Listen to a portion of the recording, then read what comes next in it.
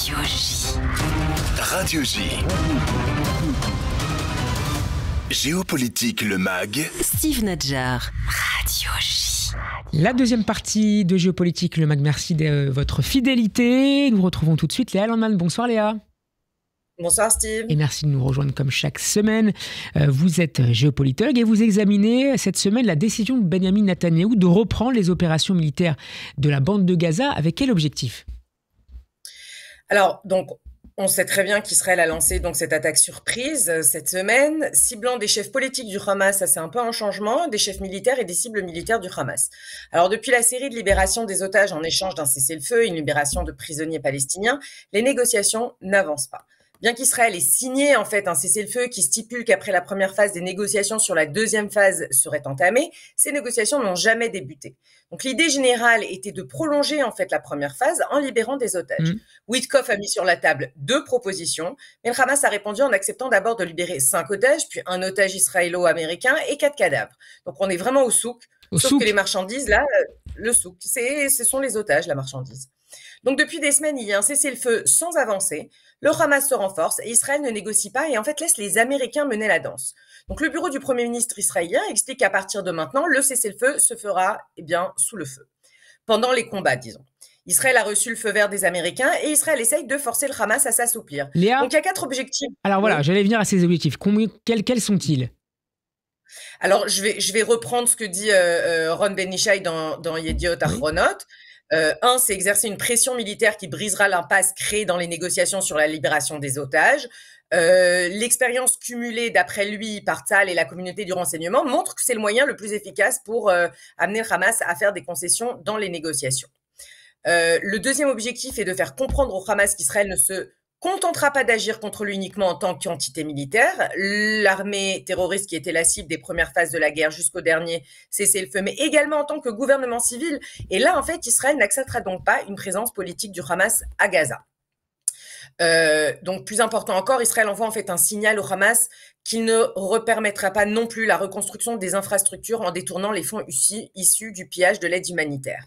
Ok, donc le troisième objectif, c'est d'exercer une pression militaire intense en coordination et en coopération avec les États-Unis. Et ça, écoutez bien parce que c'est vraiment intéressant. On est là dans un objectif qui est plus régional. Exactement, c'est exactement ça, Steve. En fait, l'idée, c'est de mettre une pression maximum sur l'axe de la résistance chiite qui reste, à savoir les Houthis et l'Iran, évidemment le Hamas, mais surtout de montrer qu'il y a un axe américano-israélien qui cherche en fait à obtenir, 1, la libération des otages, 2, l'expulsion du Hamas, 3, faire payer un prix aux Houthis en réduisant de manière significative leur capacité militaire à perturber donc la navigation dans la région, et amener l'Iran à table des négociations pour permettre un nouvel accord sur le nucléaire. Et Trump pourrait donner 2 mois aux Iraniens pour accepter un accord sur le nucléaire. Oui. Il y a aussi une quatrième raison qui est peut-être une sous-raison, disons, c'est que selon les déclarations officielles publiées hier par des sources gouvernementales et Tzahal, le Hamas mène une reconstruction intensive de ses forces. Okay, il est rapporté qu'il dispose maintenant de 20 000 combattants, qu'il planifiait et se préparait à mener des nouveaux attentats et des nouvelles attaques sur le territoire israélien. Léa, est-ce que ces 4 objectifs que vous avez désignés sont facilement atteignables? Alors, je ne sais pas si ça va se jouer sur le atteignable, mais disons que en Israël, la situation elle est très très différente que le 7 octobre et que les premiers 12 mois de guerre ou 18 mois de guerre. Donc, parce que les objectifs, ils sont clairs, la logique derrière, elle est discutable, mais elle est claire aussi. Il y a quand même plusieurs problèmes majeurs, internes et externes, et je voudrais commencer par les problèmes internes, on va faire ça rapidement. Donc d'abord le timing. Le gouvernement israélien a remis sur la table donc la réforme judiciaire et tous les gardiens du royaume, comme on les appelle, sont sous attaque. La procureure générale d'Israël, Gali Baharav Miara, dont le rôle est d'aligner en fait la loi sur les décisions de la coalition, et comme elle laisse pas tout passer, elle est sous attaque et Netanyahou veut la limoger. Pareil pour Ronen Bar, le chef du Shabak. Ronen Bar doit partir pour sa responsabilité dans l'attaque du 7 octobre, il l'a dit de toute façon. L'investigation du Shabak est claire, la responsabilité du Shabak est claire. Et le cabinet israélien doit s'exprimer, doit voter sur le sujet ce soir. Ce soir, exactement. Mais le mauvais sang entre Netanyahou et Ronen Bar porte sur 2 autres choses, Steve. C'est une annexe du rapport de l'investigation qui n'a pas été publiée, dit clairement que l'argent qatari servait au renforcement militaire du Hamas, que Netanyahou aurait été prévenu et qu'il aurait ignoré les risques. La deuxième raison est l'investigation en cours de l'affaire qu'on appelle maintenant le Qatargate, donc 3 des conseillers les plus proches de Netanyahou qui auraient été payés par le Qatar, 2 avant, mais 1 après le 7 octobre pour redorer en fait le blason du Qatar. Ce qui serait le budget qui va... Ce qui serait, Léa, évidemment inouï. Ce serait une catastrophe à une échelle inconnue jusqu'à maintenant en Israël. Ça veut dire qu'on a un pays comme le Qatar, qui n'est effectivement pas considéré comme pays ennemi, contrairement au Liban par exemple, mais il y aurait en fait une ingérence et des intérêts étrangers représentés dans le bureau du Premier ministre israélien. J'imagine qu'on aura encore l'occasion d'en parler quand tout sera clair. Sans doute. Troisièmement, c'est le budget qui va passer avec des milliards aux ultra-orthodoxes qui ne font pas donc l'armée, l'utilisation des fonds du gaz pour acheter la coalition, ce qui est interdit, le retour de Ben Gvir et ses ministres dans le gouvernement, et d'ailleurs ça c'est intéressant aussi parce qu'il y a eu un veto américain sur certaines responsabilités que Ben Gvir voulait avoir. Entre autres, faire partie, être à la tête de la commission des ministres qui seraient responsables des habitants de Gaza, okay, ou du délogement des habitants de Gaza. Donc les Américains ont dit c'est non.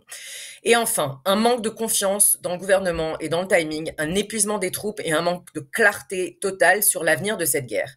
Et là, j'arrive au cœur du problème. Les 59 otages qui restent à Gaza, dont 24 encore en vie normalement. On peut penser que les otages sont maintenant la monnaie d'échange la plus précieuse du Hamas, mais on sait donc des témoignages que des otages libérés, que chaque attaque israélienne met la vie des otages en danger et empire leur traitement. Léa, qu'en pense l'opinion publique israélienne ? Alors ça, c'est vraiment intéressant parce que autant avant, l'opinion publique se divisait, autant maintenant, l'opinion publique est très claire sur ses priorités. C'est les otages d'abord et le Hamas après. Okay, contrairement à ce qui se dit dans la presse internationale, les manifestations en Israël sont effectivement pour arrêter la guerre, mais pas pour arrêter la destruction du Hamas. Il faut le comprendre quand même. Donc, l'Institut israélien pour la démocratie mène des sondages mensuels qui s'appellent le baromètre de l'opinion israélienne, oui. Traduction plus ou moins. Celui de février dit par exemple 96,5% à gauche, 89,5% au centre et 56,5% à droite estiment que le Premier ministre doit démissionner immédiatement ou après la guerre. 73% de l'ensemble de la population et 56% des partisans de la droite, et c'est ça les chiffres intéressants, pensent qu'il faut passer à la deuxième phase de l'accord avec le Hamas, incluant la fin de la guerre et le retour des otages. Dans la population juive, une majorité écrasante à gauche et au centre, ainsi qu'environ la moitié des partisans de la droite, considèrent qu'Itamar Ben Gvir n'est pas apte à reprendre ses fonctions de ministre de la Sécurité nationale. La majorité de la population est optimiste quant aux chances du nouveau chef d'état-major de restaurer les capacités de Tsahal. 50% pensent également qu'il a des chances de rétablir les relations entre les sphères militaires et politiques. C'est hyper important. Qu'en est-il du Hamas pour terminer, Léa ? Alors, qu'en est-il du Hamas ? Alors ça, il y a un article hyper intéressant dans The Conversation de Mehmar Abou Sada de Northwestern University, qui est aussi professeur à l'université Al-Azhar de Gaza. C'est pour ça que j'ai pris cet article. Et lui, il parle de l'erreur stratégique du Hamas, qui a mal interprété en fait la situation et a surestimé le temps dont il disposait pour négocier. Donc malgré des sondages qui indiquaient qu'une majorité de l'opinion publique israélienne souhaitait un accord, en fait le Hamas n'a pas su anticiper la détermination du gouvernement israélien à reprendre la guerre. Et en plus, bien que des canaux de négociation aient été établis, notamment par Adam Boller, la direction du Hamas n'a pas compris que la trêve ne tenait qu'à un fil. Donc le Hamas a joué à overplay these cards, comme on dit en anglais. Et donc Israël a profité d'une forme d'effet de surprise. Bien sûr, et à ça, on rajoute les raisons internes, Netanyahou confronté à une crise politique interne, etc., etc. Et aussi, une chose importante, c'est le fossé grandissant au sein du Hamas. Le Hamas est aujourd'hui plus que jamais divisé entre ses dirigeants politiques basés au Qatar et en Turquie, qui privilégient la diplomatie, et son aile militaire à Gaza, dirigée par Mohamed Sinwar, donc le frère de Yahya. Et cette fracture interne complique vraiment l'élaboration d'une stratégie cohérente pour alléger la souffrance des Palestiniens, alors que Netanyahou profite du retour à la guerre pour maintenir son pouvoir, c'est ce que lui dit, et éviter de nouvelles élections. Le Hamas peine à définir un objectif clair au-delà de la vengeance et du maintien de son influence à Gaza. Okay, donc, la reprise des combats ne semble certainement pas améliorer sa position ni celle des Palestiniens. Je rajoute deux petites remarques pour la fin. Oui. Une délégation israélienne est en Égypte en ce moment pour discuter du corridor de Philadelphie, et le Hamas a dit qu'il n'a pas refusé le plan de Witkoff à condition d'entamer la phase 2, donc le Hamas, sans que ça commence à chauffer quand même. Enfin, pour terminer, un mot sur les propositions égyptiennes et arabes en général pour la reconstruction de Gaza dont on a beaucoup parlé les semaines passées. L'Arabie saoudite et les Émirats arabes conditionnent leur soutien à la reconstruction de Gaza au désarmement du Hamas, contrairement au Qatar et à l'Égypte. Et ça crée des vraies divergences d'opinion. Ils veulent aussi remplacer le Hamas par l'autorité palestinienne pour gouverner l'enclave, mais les modalités restent floues, tout est flou. Donc le Hamas refuse de lier reconstruction et désarmement, ça complique les négociations d'un côté. Ces divergences reflètent quand même des visions presque contradictoires sur la reconstruction. Et il faut à ça rajouter que pour le moment, de toute façon, Netanyahou n'accepte pas la présence de l'autorité palestinienne à Gaza. Merci beaucoup Léa Landman pour cette analyse très claire et très documentée comme chaque semaine dans Géopolitique, le MAG. On peut réécouter cette chronique sur radioj.fr mais aussi sur notre chaîne YouTube. Très bonne soirée, à la semaine prochaine.